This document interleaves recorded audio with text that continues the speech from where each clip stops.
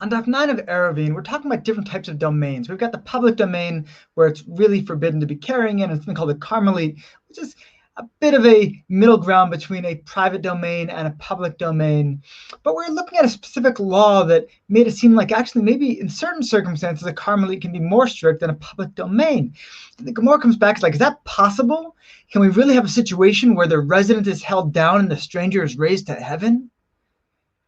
I have to admit, it took me a while to really get my head around what is going on with that statement, where that's coming from. And, really the nuance of saying is the objection was to say that really the natural order seems reversed in this place, in this ruling with the Carmelite in the public domain. Therefore, it must be wrong. But what is the way of expressing that?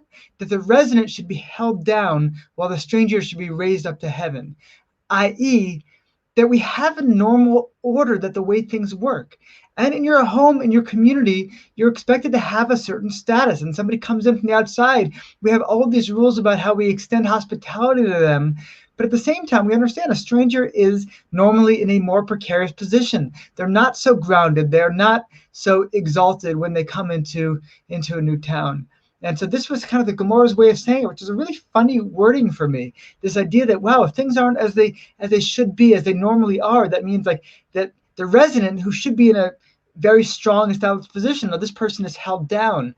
And somebody else who should be in a very outsider position, this person is elevated. And that seems to be backwards according to this language of the Gemara. And that seems to be very clearly backwards and is used as an analogy for these two domains not behaving the way they really should halakhically. This is kind of the language of the objection.